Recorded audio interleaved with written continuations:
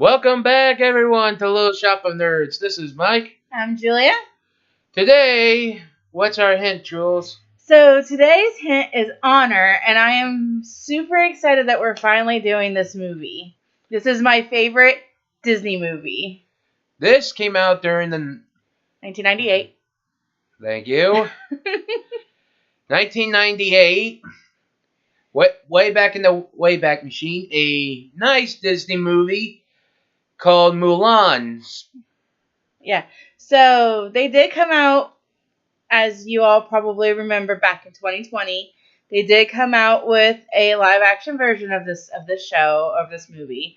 While I did the live action movie was okay. I probably would have liked it more had I seen that one before I had seen the animated version. But as y'all know, I'm old as fuck. So I grew up with the animated version of Mulan. And it is my all-time favorite Disney movie. I was watching it yesterday and I was quoting it. I texted Mike and was like, I'm quoting this movie. I sang with it. I quoted it. I was doing all that. I pretty much did the same thing. Well, I mostly did the Moshu parts because... I mean, I did all of them. That I have seen this movie so many times that I know it like the back of my hand. Yep. And it's always good to go back and rewatch it. This actually had a pretty decent cast. So they did have the Emperor was voiced by Pat Morita, which Pat Morita was Mr. Miyagi in The Karate Kid. This was like one of the last few films that he had done before he passed away. Passed away back in 2005. The head ancestor was voiced by George Takei. As the... Oh, my. Yeah. And there was Donny Osmond did the singing voice for Li Shang. So, and then there's that guy that was in Mrs. Doubtfire that played Harvey Firestein? Yeah. He was in there too as Yao. So there is a sequel that we probably will not talk about because it was a direct video, and to be honest, it really wasn't as good as the first movie. Like, it's got its moments, but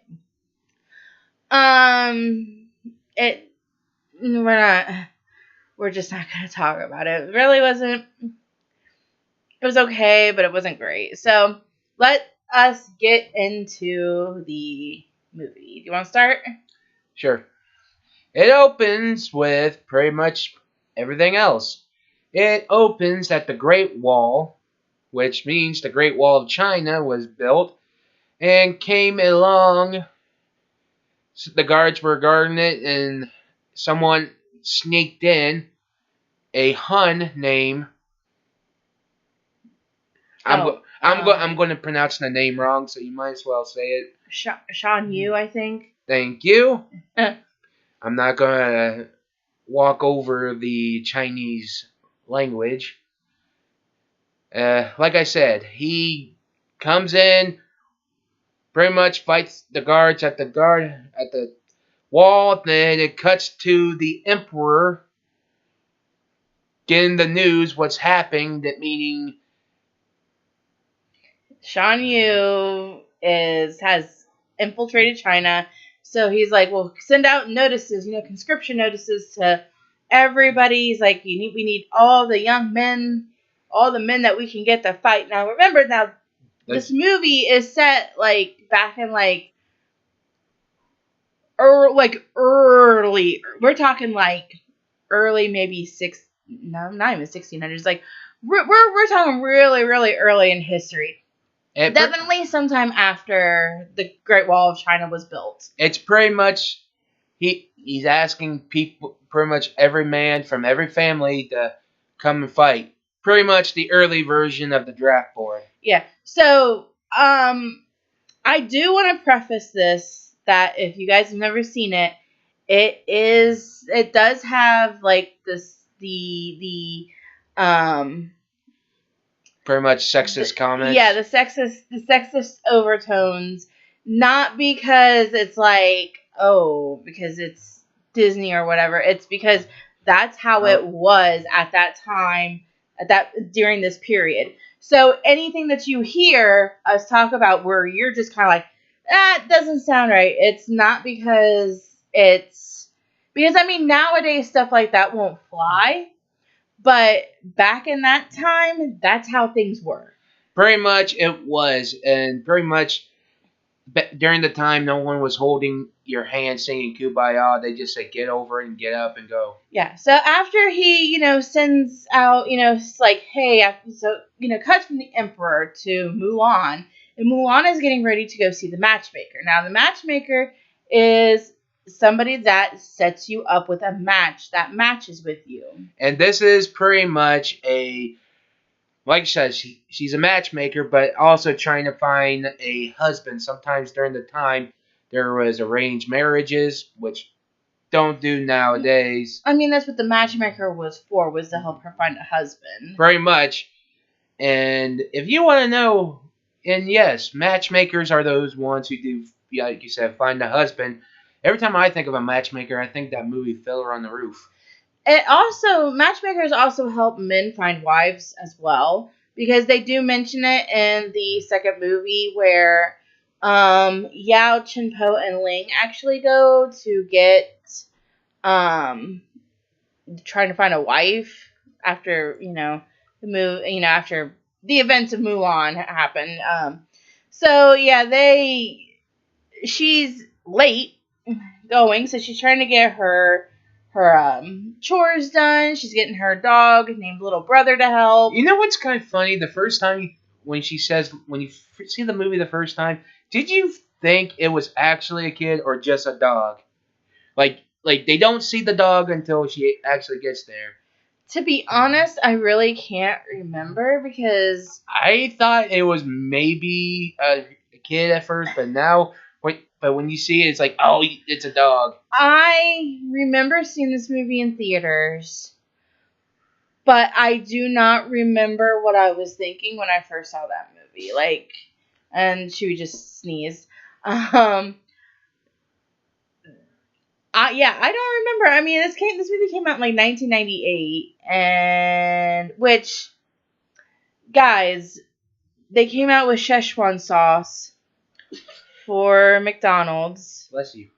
And if y'all remember, a few years ago, Rick and Morty fans were being jackasses about the Szechuan sauce. So this is where the Szechuan sauce came from, okay? Just to let you all know that, excuse me, that this is where it came from. All you Rick and Morty fans who were a part of that, you're all jackasses, okay? Just making that clear. Yes. Y'all suck. So, anyway, so she's getting ready. She goes out and she, bumps into her father, and he's like, Mulan, you should have already left. She's like, your doctor's telling you you need to drink three cups of tea at night and 3 in the morning. And he's like, you should already be there. And she's like, don't worry, father, I won't let you down. He goes to pray for, at his ancestors. It cuts to her mom and her grandma waiting for her in the city, or in the little town that they have. And the grandma's kind of like a funny character. God, I love her grandma. She's like, she kind of reminds me of my grandma. Be like, has that little craziness in her. Be like, but yeah, she has like a cricket in a cage because during the time, I don't know if this is an Asian folklore or culture or anything. Mm-hmm. They say cricket was a sign of luck sometimes, and yeah, his name is Cricky. And she walks in the middle of the street when everyone's going, and everyone has a luck, and she gets on skates. She's like, "This cricket is lucky." Yeah. So then Mulan shows up, and they start bathing her, and then you get your first song.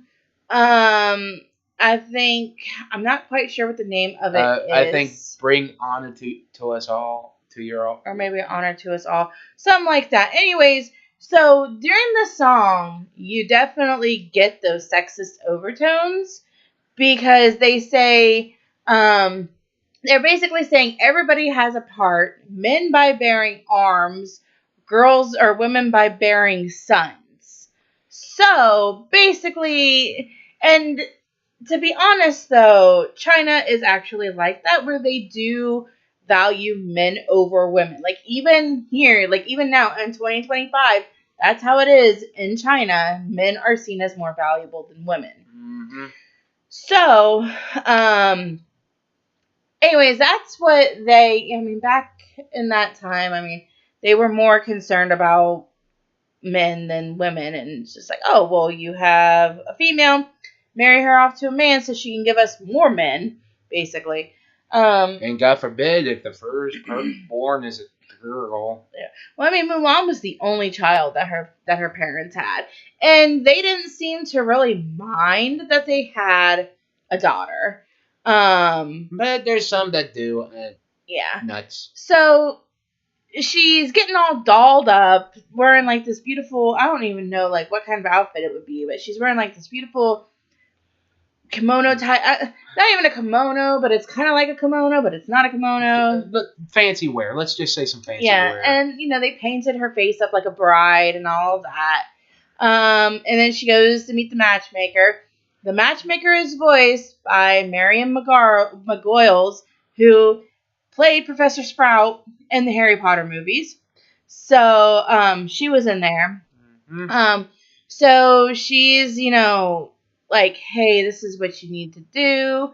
Now, if Mulan's grandma had not given her that fucking cricket, the things that happen in the matchmaker's house would not have happened. Right. So Cricky just starts causing havoc, and Mulan's trying to keep them, trying to keep everything under wraps. She ends up setting the matchmaker's ass on fire. And then she comes out, they come out, she's like, put it out, put it out, put it out, and then Mulan just dumps the tea on her to put put the fire out on her ass, and they basically told her that she was a disgrace and that she would never bring honor to her family, and that she basically would never become a bride. Yeah, and it cuts to her going back home and singing one of the most best songs of the movie is who. It's just called Reflection. Reflection, and it's actually reflecting who she is, actually, pretty much. Truth be told, she doesn't know who she is. So, in her mind, that she should be the way that her parents should, what society wants her to be, pretty much what men want her to be, but in her heart, she doesn't know what she wants. Yeah. So basically, one of the lines in the song is, I would never pass for a perfect bride or a perfect daughter. And that in order for her to do, or for her to play her part, she would have to hide who she really was. So, Very much. basically what Mike said, yeah. So, and then cut to the well, she's sitting on the bench with her father. Yeah. And he, goes to talk to her, and he's like, he points out a blossom, and he's like, the blossoms are very pretty. He goes, but this one's late. And he's basically saying that, you may just be a late bloomer. Just give it time, and you'll bloom into the person that you're supposed to be. And then you hear drums signifying that oh God, I can't even remember his name, but he's a bitch. But I can't even remember his name, but he shows up. No one does. Yeah, he shows up, and he's Chifu was his name, and he's handing out the conscription notices, and they get to Mulan's father, and he's like, Fa Zhu, and he goes up to get the conscription notice. She runs out to stop him, and then here's another of the sexist overtones. You will do well to teach your daughter to hold her tongue in a man's presence. Yep. Is what he said when she tried to keep her father from going to war because he's injured, he's old, he's gonna die. Yeah, and pretty much the whole, like, The father didn't like it, saying you brought dishonor to me. But in my opinion, nah, bitch, she's trying to save you. Yeah. So And like he's like in his like what little room with his armor and sword. tried to do the old sword technique, and he was doing good, but until something happened, Yeah, it's he uses a cane to walk, so he must have something done. Something must have happened to his leg. Um, so he, falls to the floor because his leg is hurting, and then it shows them eating and drinking tea. Now, what you will notice about this scene is you see her giving tea to her father, then to her mother, and then to her. But you don't see it. You don't see her giving tea to her grandmother because her grandmother already has tea. So the way that a Chinese family is set up is you serve the elders and then your father, mother, men, women, then yourself. So you do see her doing that. And then she just can't take it anymore. She stands up and she's like, you shouldn't have to go. She's like, there's plenty of young men to fight for China. And he's basically saying, well, it would be an honor for me to die. And she's like, so you'll die for honor. He's like, I'll die doing what's right. And she's like, but if you, and then he cuts her off and basically says, I know my place. It is time for you to learn yours. being And more of the sexist overtone right there. yeah. So then she runs out. It starts to rain, thunder, and then she is sitting on this stone dragon, which I do have a Tumblr post that I'm going to read here in a minute after we get through this. So this is my favorite scene out of this whole entire movie, this whole sequence. So she's sitting there, she's watching her parents. Her mom is obviously upset because she can see like their silhouettes.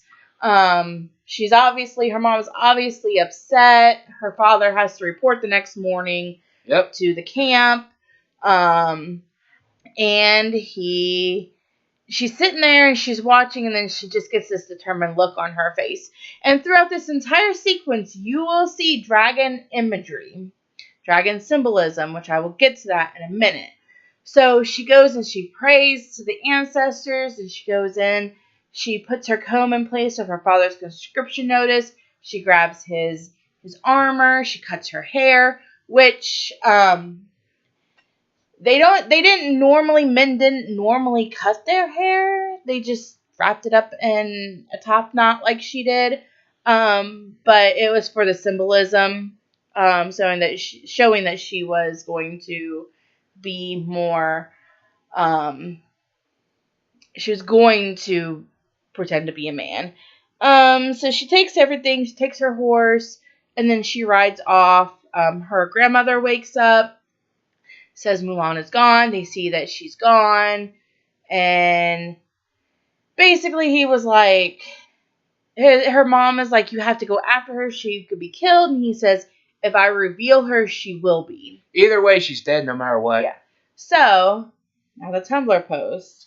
Because this actually no, I'll wait until after we get to the next part. So, then it cuts to, Shan Yu and all that. Yeah. Well, and are we forgetting the part where Mushu? That comes next. Okay. Yeah. So they're at, it shows him, and he's like, "Hey, got a message for the Emperor." There was two of the guys that they had caught. They killed one and sent the other back with his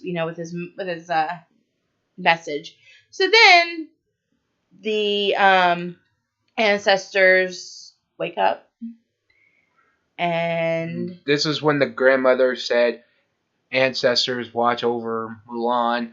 And pretty much the main guy wakes up, tells Mushu to wake up, and he does, and pretty much told him to wake the whole family.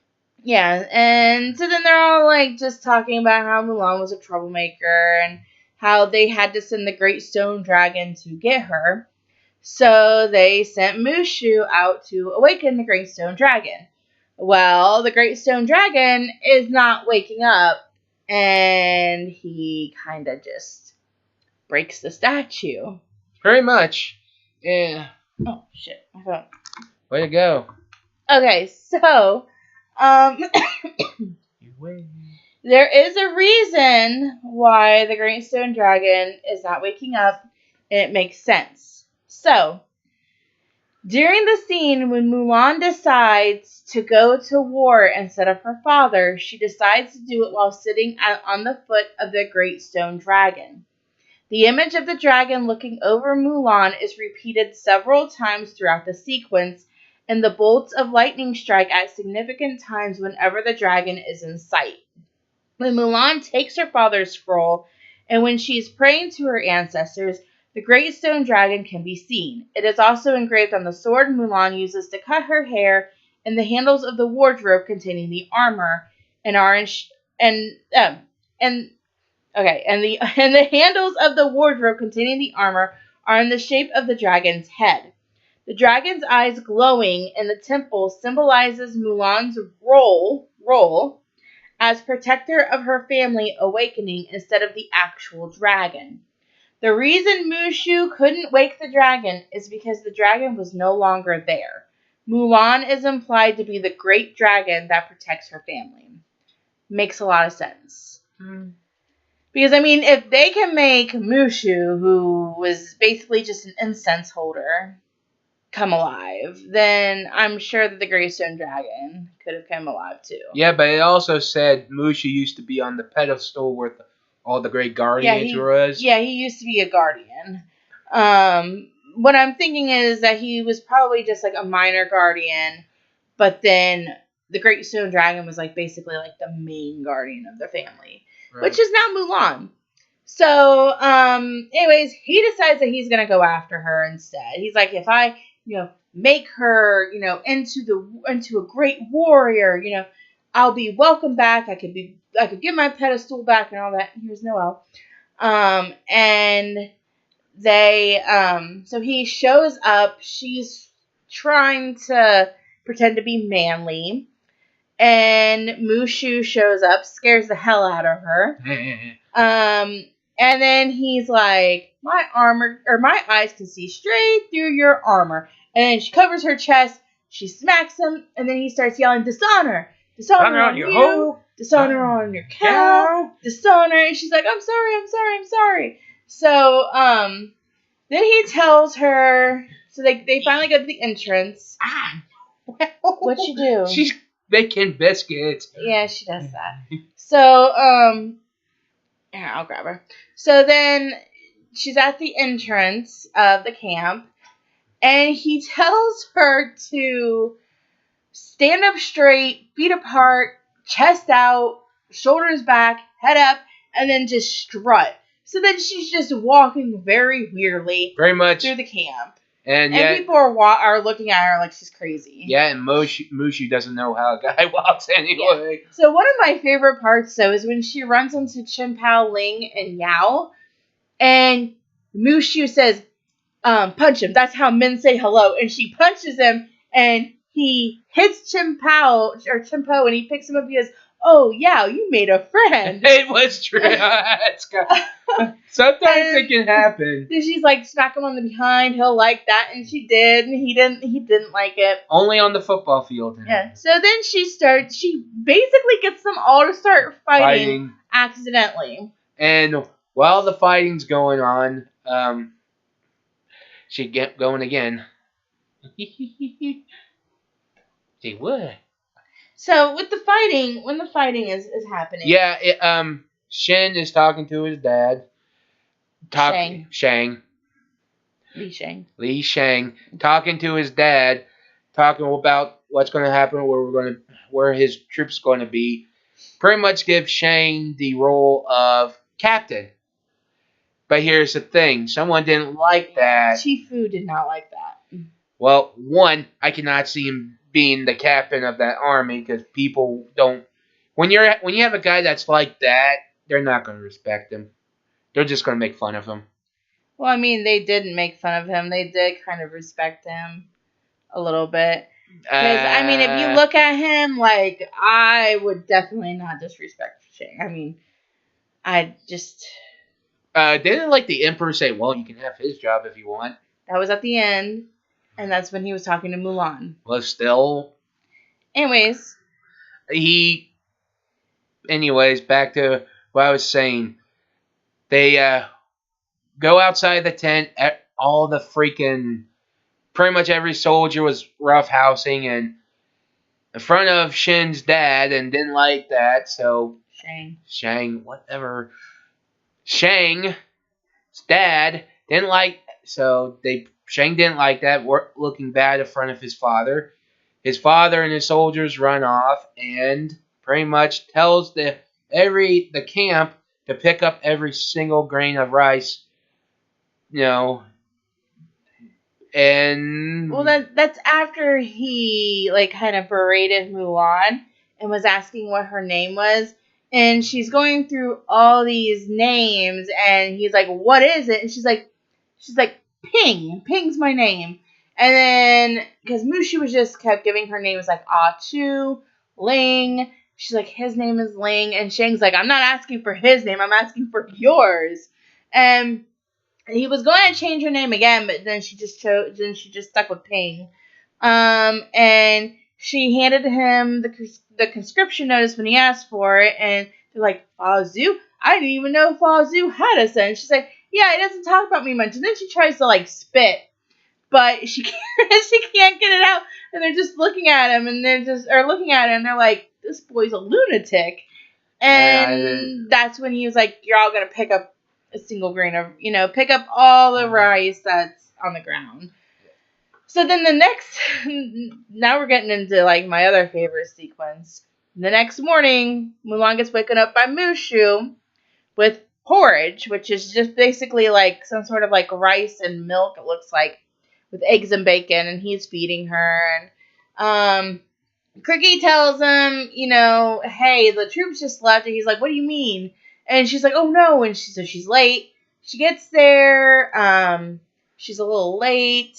They all start like mocking and making fun of her, kind of. And then Shang shows up.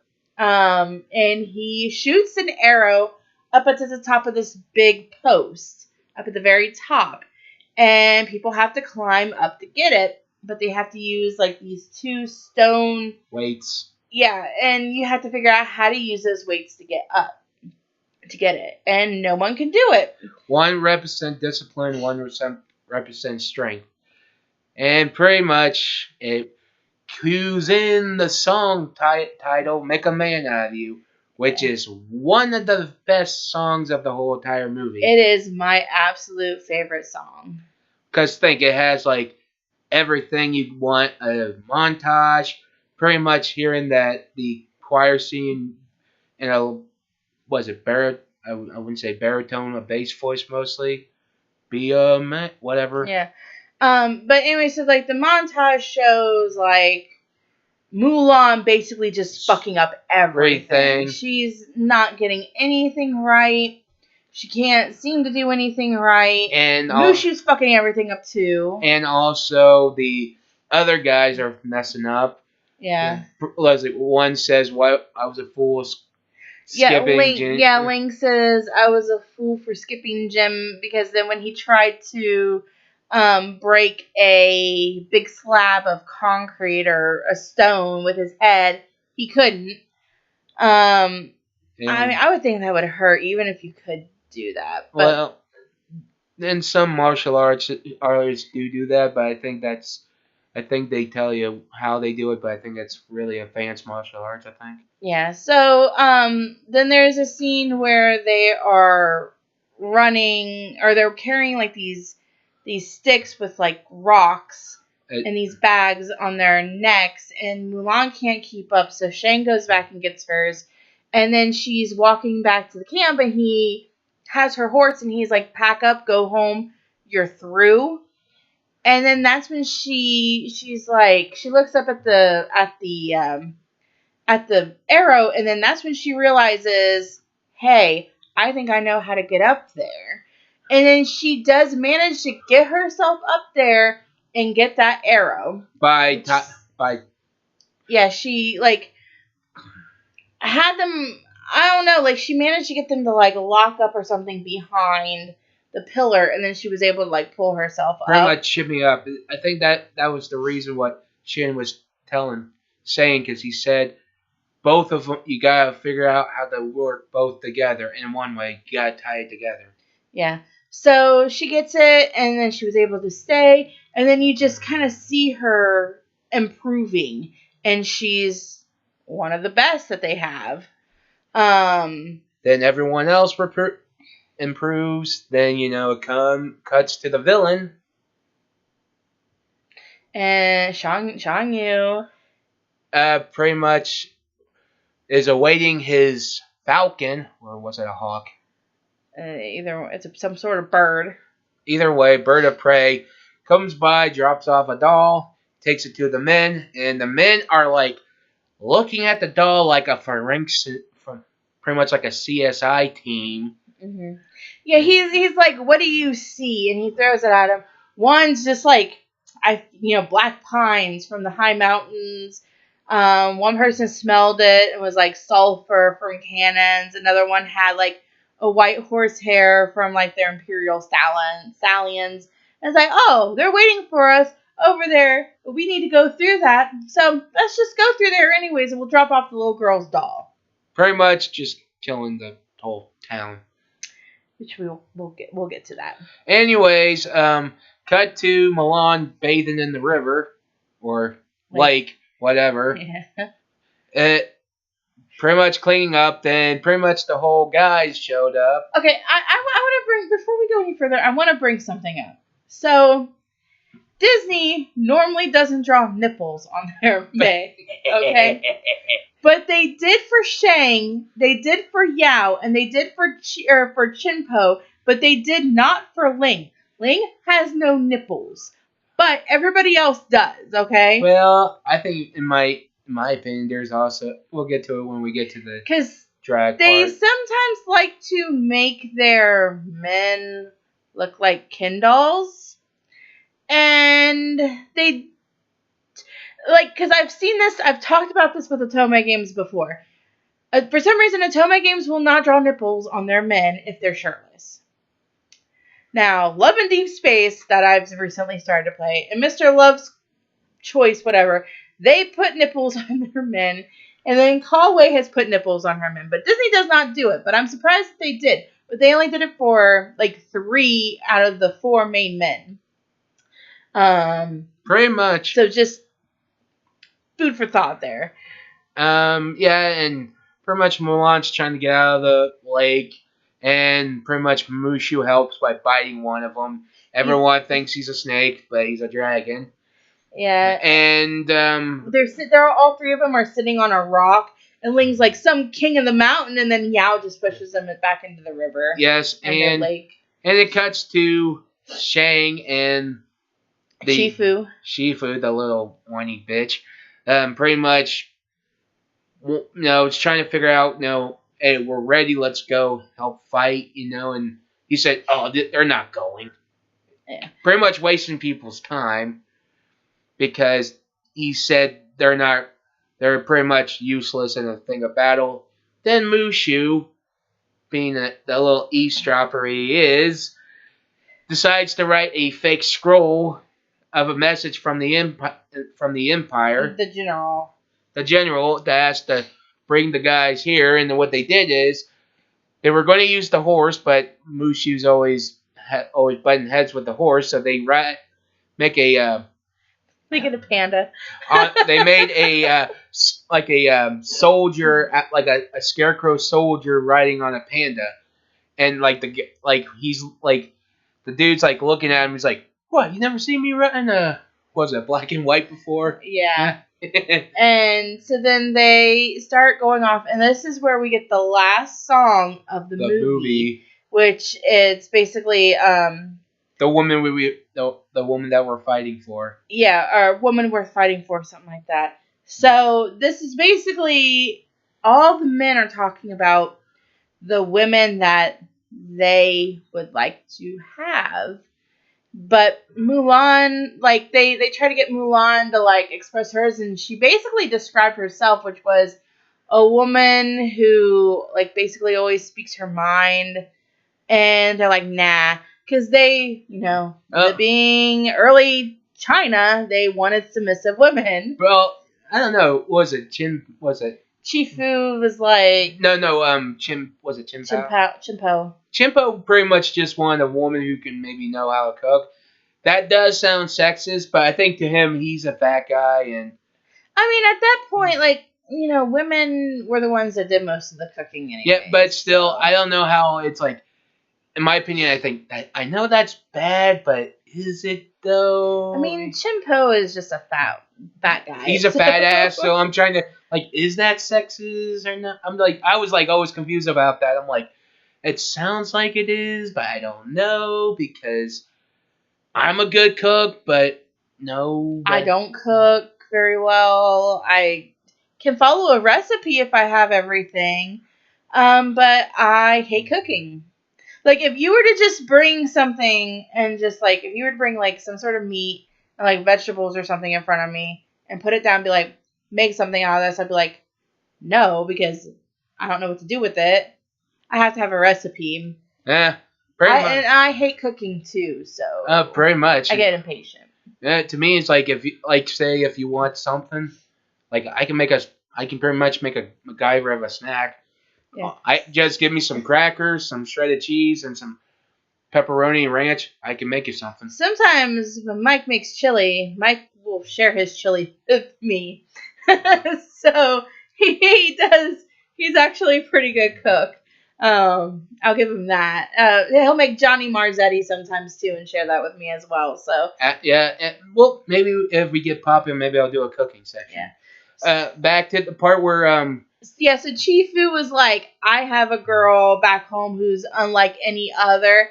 And then Yao's like, the only girl woman who loved him is his mother.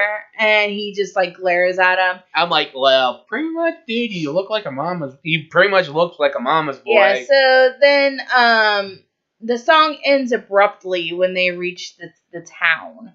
And it's just completely devastated. And they're looking for people, and then they find all of them dead.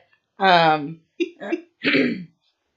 they, like, Mulan finds the little girl's doll, and then they find where all of the soldiers were, and they just kind of like made like a little memorial for Shang's father and for everybody who had passed away there, and then they continued on to the Imperial City. Mm-hmm. They run into Shan Yu and the Huns, and Mulan causes an avalanche and manages to almost dies because she gets like stabbed in the stomach by Shan Yu. She manages to bury the Hun army. She almost dies. They end up saving her. She shaved Shang. And then they find out that she's a woman. Didn't they also make a little joke in the Robot Chicken of that scene? Or something where Shin thought it was actually a dude? I think so, yeah. Because there's a lot of speculation that he had fallen in love with Ping. And so they think that he might be, like, gay or bisexual or whatever, which, I mean, I can kind of see it because he did fall in love with Mulan as Ping. But he also realized that who he was really seeing was really Mulan. So he was really in love with Mulan. It's a little complicated. Yeah, and pretty much after they found out who she was, they left her. They were going to kill her. But, she shaved Shang's life, so they didn't kill her. No. And there goes Chewie. Yeah. Pretty much. Chewie. So, but. Pretty much, they left Mulan on that mountain. You keep going, I'll be right back. Pretty much left Mulan on the side of the mountain. And Mushu's telling it was his fault, and pretty much everyone doing the blame game. And they were ready to go home until the Huns popped out from the snow. Only a few, like maybe 4 or 5. It wasn't. It was being basically like the main villains that we had seen that he was with, that they gave a lot of attention to. And so basically, when they had the little doll and they were talking about him, it was talking about the doll and stuff. That was what they were talking about. So those were the people that popped up. So Yeah.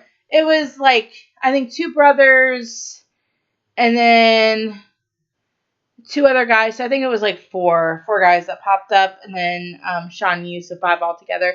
She sees it. She goes to the Imperial City to be like, hey, you guys need to be careful because they came back and they didn't want to believe her because she's a woman. And also that, and also she lied, and she's trying to warn everyone else. And this is pretty much more of the sexist thing of China, because every guy was ignoring her. Yeah. So then they do pop up. The Huns do. She tries to go up to help. They're trying to like break because they kidnapped the emperor. They're trying to break down the door with like this giant statue, and she's like, they're never gonna reach him in time. So then she manages to get Yao Ling and Chen Po to cross dress and become concubines. And didn't they someone make like a joke saying how they were? Yeah, we'll get to that in a minute. Because like didn't yeah, I'll get to that later. Yeah, so Shang does join them, except for he didn't dress up as a woman. But that's how they snuck into the castle, was dressed up as women. Of course, Mulan was already a woman, so, she didn't have to really try very hard with that. So Shan Yu and the Emperor are having a little chat on, up on some sort of like terrace or whatever, where everybody can see. And then here comes Yao. Yao, it's really funny because it's Yao, Chenpo, and Ling, and you see, I think it was Ling, and you see him sitting there messing with his bosom. If you go back and watch it, you can see him like trying to adjust something.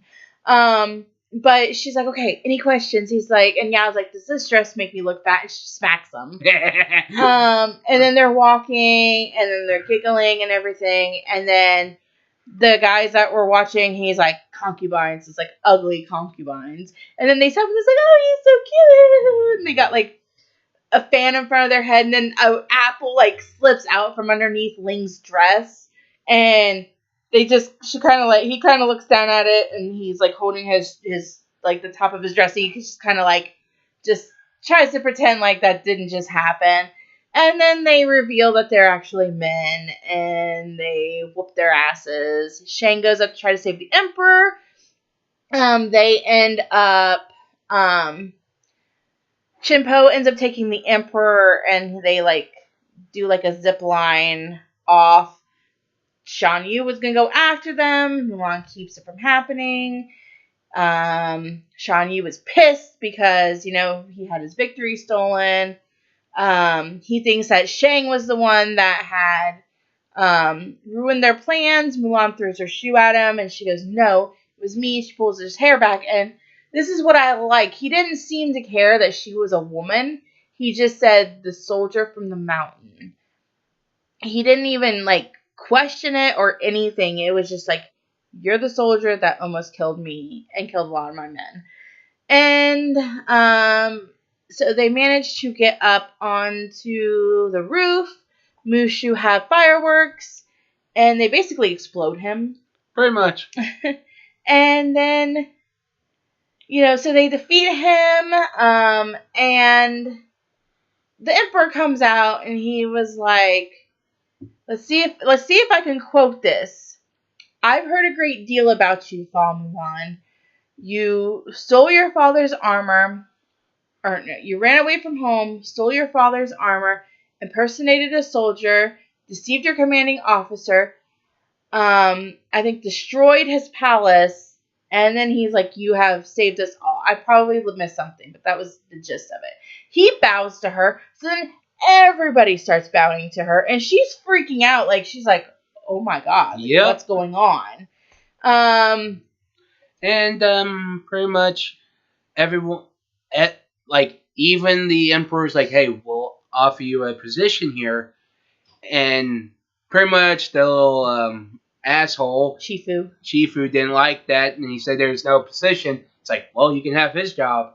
And then he faints. But then she's like, I gotta go home. I've been gone away. I've been away long enough. So then he gave her the sword of Shan Yu. So first it was the Emperor's crest, and that was so her family knew what she had done for China, and then the sword of Shan Yu, so the world will know what she had done for China. She hugs him, which she probably wasn't supposed to do, but she did it anyways. Then she hugged her friends, and then she goes up to Shang, and he is like, "You fight good," and then he pats her on the shoulder, and she's like, "Oh, thank you," and then she just like gets on her horse and rides off. And this is when the Emperor's like, pretty much telling him he's an idiot. He's like, there's no women like that every dynasty. Meaning, he's like, bro, get on your fucking horse and go after Yeah, her. I think he said. I think what the parable was. I think what he said. A flower, no flower is more beautiful, or something about a flower that blooms in adversity is like the most beautiful of all, or whatever. And then he's like, what? And he's like, you don't meet a woman like that every dynasty. And then it cuts back to Mulan showing up at her family home. Her father is sitting on the bench where they had sat earlier. The blossom that he had pointed out to her had fallen off and had landed on his lap. She shows up and he goes to stand up, and she kneels in front of him, and she hands him the sword of Shan Yu. And then she says, and the crest of the Emperor. They're gifts to honor the Fa family. And then she's just kind of like laying there, and he drops him on the ground, hugs her, and says, the greatest gift and honor is having you for a daughter. He's like, I've missed you. And she's like, I missed you too. And then it shows her mom and her grandma waiting or standing over by like the entrance to the garden. And her grandma's like, if you ask me, she should have brought home a man. And then here comes Shang. Shang shows up, and he's like, does Fa Mulan live here? And they just point. And he's like, thank you. And he walks off, and her grandma's like, sign me up for the next war. So then he goes up to talk to her father. He freaks out when he sees her there. And then she's like, would you like to stay for dinner? And the grandma's like, you could stay forever. And I'm like, my grandma would, I think my mom or my grandmother would do the same thing if I had like a girlfriend, try to get a girlfriend. They'll try to be like every best wingman ever, be like, tried to make you stay, pretty much. Yeah. So, and basically, Mushu was able to be a guardian again, and that's how it ended. Then we get one of the other best songs, which is just an ending song. It was 98 Degrees of Stevie Wonder. I used to listen to 98 Degrees back in the day when boy bands were all the craze, NSYNC, Backstreet Boys, all that, late 90s, early 2000s. Those were the times. But they sang that song with Stevie Wonder. And then Christina Aguilera also had her rendition of Reflection, which is also actually really, really good. Mm-hmm. Because I actually do have the CD with the 98 Degrees CD with that song on it, with True to Your Heart. And I have the Christina Aguilera CD with Reflection on it as well. Nice. And I have Mulan on VHS. The days of the VHS era. Yeah. And then I did download the 98 Degrees album on my phone too, so I have that as well. So, yeah, this is my all-time favorite movie. She's one of my favorite Disney, and yes, she is considered a Disney princess because she found favor with the royal family, and Disney's like, okay, yeah, that's good enough. So I'm going off by what Disney said. That's what Disney said. So don't come at me in the comments. She's a Disney princess. If you say otherwise, fuck you. Put in the comments. Don't come at me. She's a Disney princess. Come after her. So, it's like her, Merida, and Moana are like my top 3 favorite. Yes, and I give it a 10 out of 10. The movie's good. Yeah. And if you're bored one day, just watch it. And before you say anything, watch the animation movie first before you watch the live action. Because like nowadays, when they make a live action, only the little kids are going to go see the live action because that's going to be yeah. I'm like, watch the animation first before you watch the live Yeah, I mean action. the live action. I mean, it wasn't bad, but I definitely probably would have liked it more had I seen that before I saw the animated version. But I grew up with the animated version. The animated version is near and dear to my heart. So, Yep. yeah. And also to everything else. Before we go, I have to say this: Disney, stop making fucking remakes. We don't need a fucking Snow White remake. Also, I want to say thank you to those of you who are our new subscribers. That helps out a lot. We're trying to get up to 100. Because we haven't mentioned this lately, but once we get up to 100, Mike's going to dress up as Lady Tsunade from Naruto. And I'm going to be dressing up as Gordon from Black Clover. So we need to get up to 100 so I can dress up Mike. Now, this is more like a thing you're going to enjoy than I'm going to fucking hate. I'm going to enjoy it so much. Just read the next quote, please. Okay, so next week's hint is manners are a way of showing other people we care about them. Yes, think about that, and it's another romance movie, but we'll figure it out when we talk about it. Yeah, so we will see you guys next week. Bye. Bye.